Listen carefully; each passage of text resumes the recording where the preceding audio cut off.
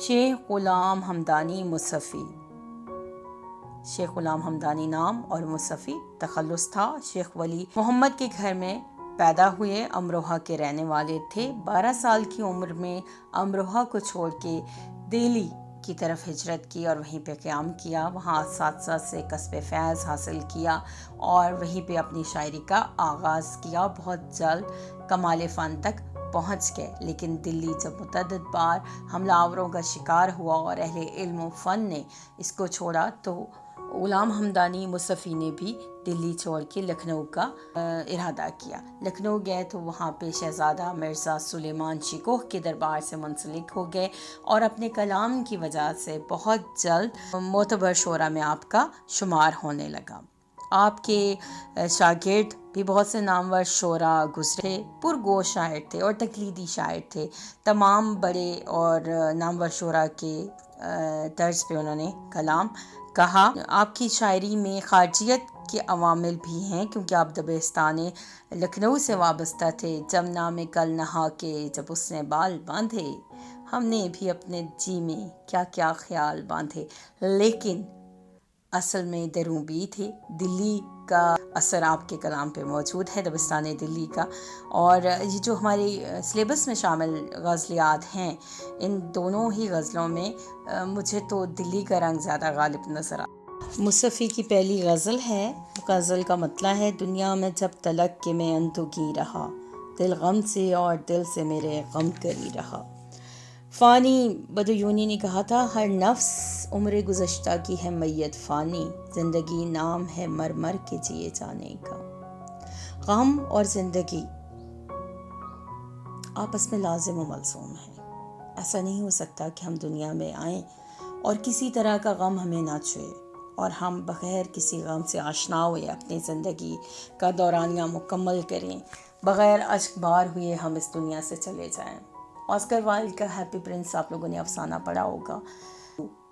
حالانکہ وہ ایک فینٹیسی ہے، لیکن موت کے بعد وہ اس سارے دکھ سے آشنا ہوتا ہے۔ یعنی غم ایسی چیز ہے کہ اگر آپ اس سے ناشنا رہتے ہیں تو آپ کی تو زندگی ادھوری ہے، نامکمل ہے، وہ مکمل ہو ہی نہیں سکتی۔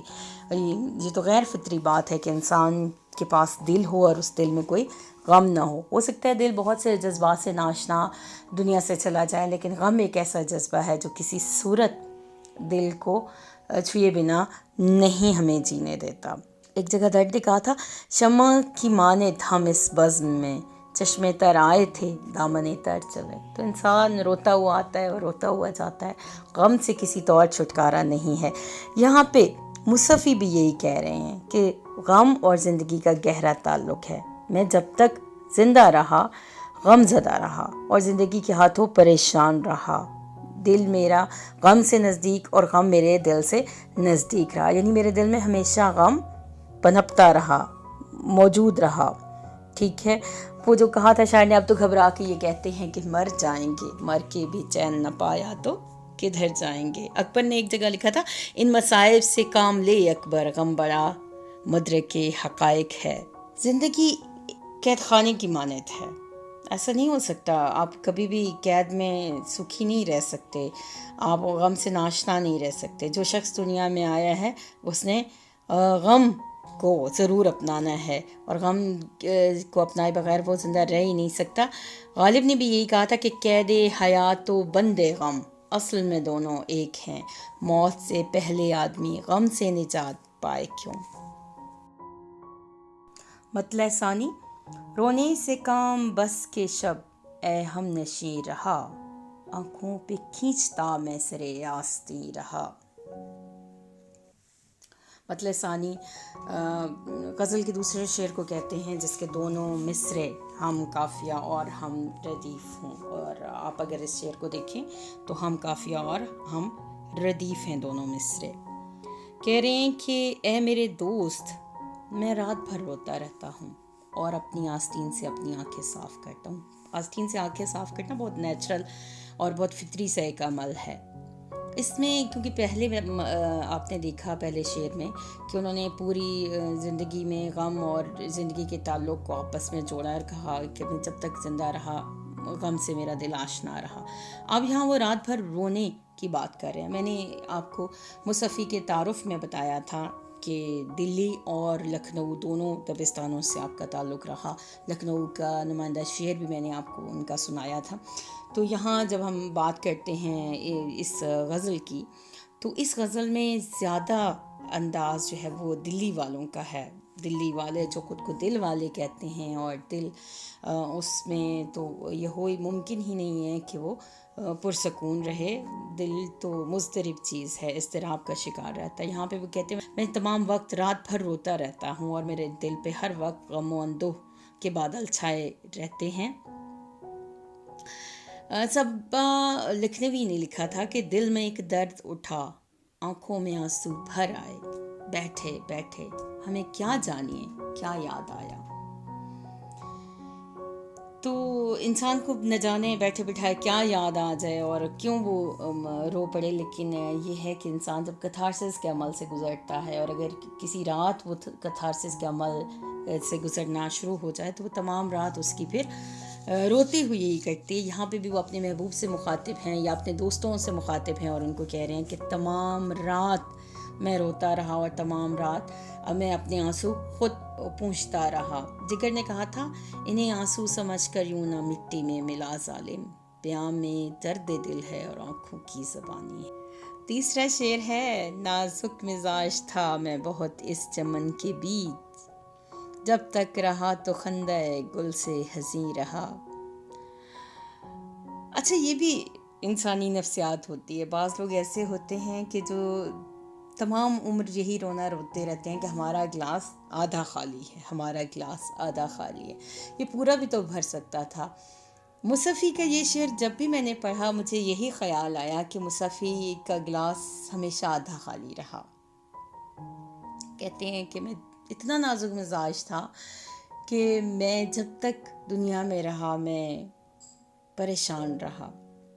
کوئی شخص ایسا نہیں ہوتا جس کو پھول کے کھلنے سے تکلیف ہوتی ہو، لیکن مصفی کہتی کہ میری نازک مزاجی کی یہ آخری حد ہے کہ میں گل کے کھلنے سے بھی مجھے دکھ ہوتا رہا. ہر چیز میں سے دکھ کا پہلو مجھے نظر آتا رہا، اور میں نے شاید اتنے دکھ اور اتنے غم جھیلے ہیں کہ مجھے دکھ اور غم کے علاوہ کچھ سجھائی ہی نہیں دیتا. میں جب بھی کسی چیز پہ غور کرتا ہوں مجھے غم زدہ کر دیتی ہے.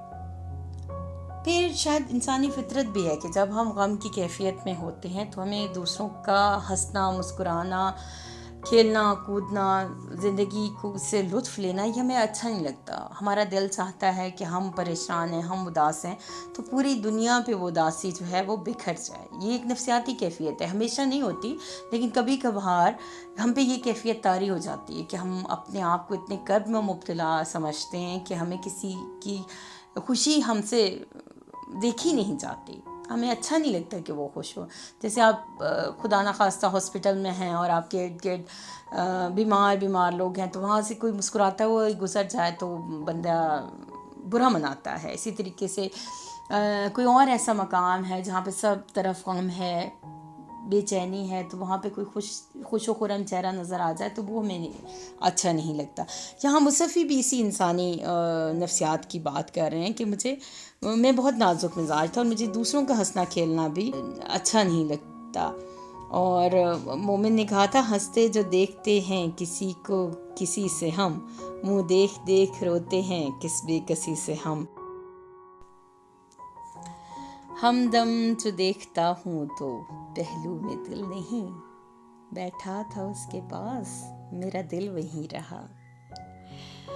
اس کے مجازی کا شعر ہے، اور اس شعر میں شاعر محبوب کے پاس دل رہ جانے کا تذکرہ کر رہے ہیں. وہ اپنے دوست سے مخاطب ہیں، ہمراز سے مخاطب ہیں. اسے کہہ رہے ہیں کہ میں ایک محفل میں اپنے محبوب کے پاس بیٹھا تھا اور وہ اس قدر سحر انگیز شخصیت کا مالک تھا کہ جب میں اس کے پاس سے اٹھا تو میں اپنا دل اس کے قدموں میں رکھ آیا، اور میں نے غور کیا تو میرے پاس تو دل رہا ہی نہیں. مجھے پتہ چلا کہ وہ تو میں اسی کی محفل میں چھوڑ آیا. ٹھیک ہے، تو یہ وہ کیفیت ہے جو اکثر عشق اور محبت کرنے والوں پہ طاری ہوتی ہے، اور ان کو اپنا محبوب ایسا ہی لگتا ہے، اور ایسی ہی کیفیت ہوتی ہے. تبھی تو انسان اتنا بڑا جذبہ جو ہے اس اپناتا ہے اور محبت آشنا ہوتا ہے، ورنہ تو یہ ممکن نہیں ہے کہ اپنی جیسے کسی اور انسان کے سامنے انسان اپنی اپنی ہستی تیاگ دے، تو کچھ نہ کچھ تو ایسا ضرور ہوتا ہے۔ تو یہاں پہ بھی وہ یہی کہہ رہے ہیں کہ میں محبوب کی محفل میں اس کے پاس گیا، اس سے باتیں کی، اس کے پاس بیٹھا رہا، اور جب میں اٹھا تو میرا دل میرے اختیار میں نہیں ہے۔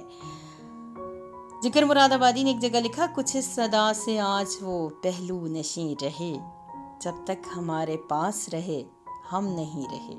تو یہاں پہ مصطفی اسی کیفیت کا ذکر اپنے دوست، اپنے ہمراز سے کر رہے ہیں کہ میں اس کی محفل میں گیا، اس کے پاس بیٹھا، اور جب میں وہاں سے اٹھا تو مجھے احساس ہوا کہ میں دل جو ہے وہ اپنے پاس نہیں رکھتا، میرے دل میں ہر جگہ وہی وہ ہے۔ تو جس چیز پہ ہمارے اختیار نہ ہو وہ چیز ہماری نہیں ہوتی، وہ بے شک ہمارے قبضے میں کیوں نہ ہو، لیکن اگر ہمارے اختیار میں وہ نہیں ہے تو پھر وہ ہماری نہیں ہے۔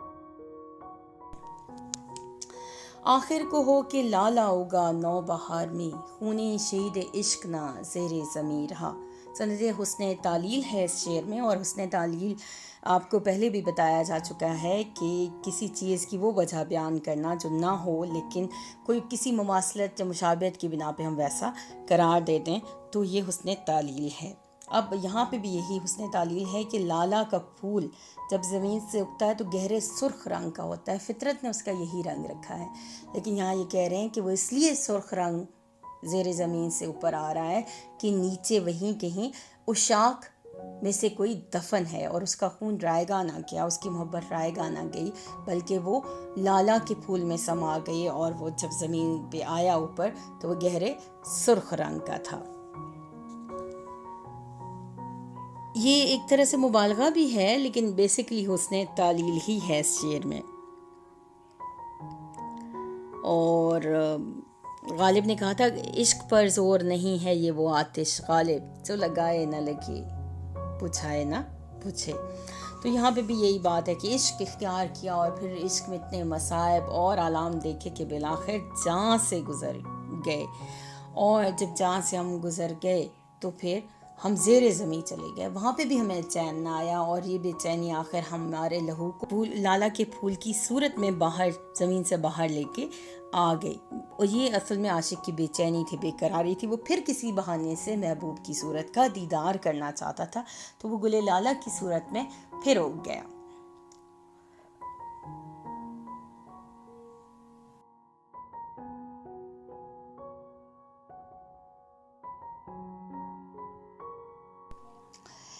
دی جاں ایسے ہوش سے اپنی کہ خلق کو جینے کا میرا تادم آخر شکی رہا۔ اس شعر میں شاعر زندگی کسی مقصد کے لیے قربان کرنے اور پھر اس مقصد کی بلندی کی وجہ سے ہمیشہ لوگوں کے دلوں میں زندہ رہنے کا تذکرہ کر رہے ہیں، کہہ رہے ہیں کہ موت تو ایک فطری بات ہے، اٹل حقیقت ہے، موت نے آنا ہی آنا ہے، لیکن ہم نے اس قدر بہترین انداز سے زندگی گزاری اور جان قربان کی کہ رہتی دنیا تک ہم مثال بن گئے۔ کام مردوں کے جو ہیں سو وہی کر جاتے ہیں جہاں سے اپنی جو کوئی کے گزر جاتے ہیں۔ تو یہاں پہ بھی اسی کیفیت کا ذکر مصطفی کر رہے ہیں، اور کہہ رہے ہیں کہ میں نے اس قدر عقل مندی کے ساتھ زندگی گزاری اور اپنی زندگی کو اتنا کارساز بنایا اور اتنا بہترین انداز سے گزارا، لوگوں کے لیے اتنا اچھے طریقے سے اپنی زندگی وقف کی کہ میرے مرنے کے بعد بھی لوگوں کو یقین نہ آیا کہ میں موت آشنا ہوں۔ انسان اپنے کارناموں کی وجہ سے یا زندہ رہتا ہے یا پھر لوگوں سے لعنت ملامت کا شکار ہوتا ہے۔ تو یہاں وہ کہہ رہے ہیں کہ بامقصد زندگی گزارنے والوں کی زندگی کبھی رائے گاہ نہیں جاتی۔ ہمارے سامنے عبدالستاری تھی کی مثالیں، آپ اس پہ غور کریں، آپ دیکھیں کہ وہ اتنے ان کے مرنے کے بعد بھی ان کا کام ہمیشہ زندہ رہے گا۔ ڈاکٹر رت کی زندگی پہ آپ غور کریں، اور بہت سے تاریخ ایسی مثالوں سے بھری پڑی ہے۔ حاتم طائی جو قبل اسلام کا ایک کردار ہے، اپنی سخاوت اور لوگوں کے ساتھ حسن عمل کی وجہ سے ابھی تک زندہ رہا ہے۔ تو مصطفی بھی اسی بات کا ذکر کر رہے ہیں کہ میں نے اس بہترین انداز سے جان دی اور اتنی بہترین انداز سے زندگی گزاری کہ وہ انسانوں کے لیے کارآمد ثابت ہوئی۔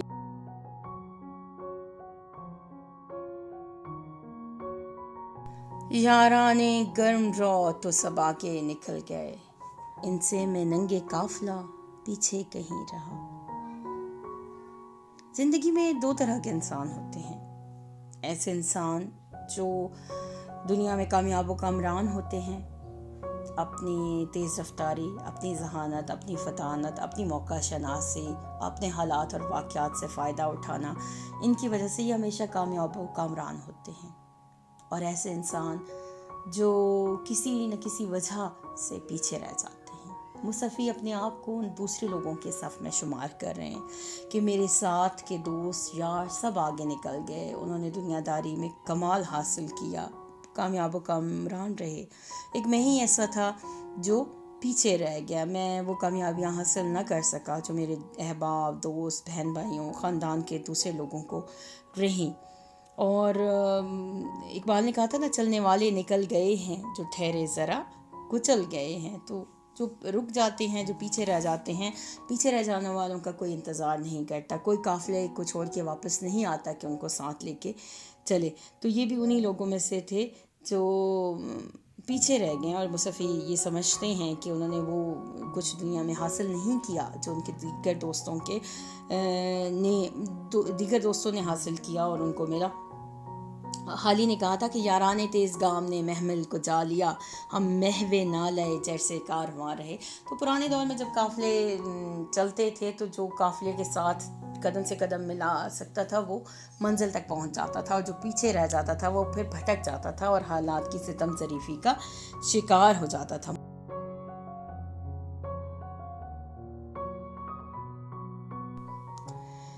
رکھوں میں روک کیوں کر دل اپنے کو مصطفی، میرے کہے میں اب تو میرا دل نہیں رہا۔ غزل کا مقطع ہے۔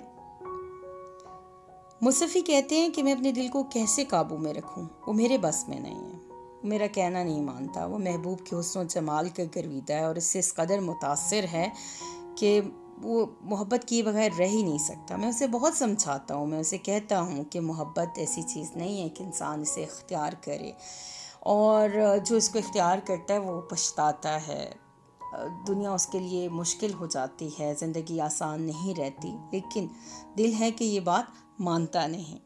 بہت سمجھاتا ہوں اسے کہ تم اس دشت کی سیاہی مت کرو، تم اس دشت میں قدم نہ دھرو، لیکن وہ ایسا گرفتار مصیبت ہے کہ وہ میری بات بالکل نہیں سنتا، اور وہ محبوب کی یاد کی طرف بڑھتا ہے، محبوب کے حسن کو یاد کرتا ہے، محبوب ہی کے جلووں کی طرف مائل ہوتا ہے، اور بالکل میری بات نہیں سننا چاہتا۔ اور یہ انسانی نفسیات ہے کہ جب انسان کسی جذبے کا اسیر ہوتا ہے تو وہ پھر بہت ساری تعویلات کے باوجود وہ جذبہ اس پہ حاوی ہو جاتا ہے، وہ کوئی عقل کی بات نہیں سننا چاہتا، وہ کوئی بات ماننا نہیں چاہتا۔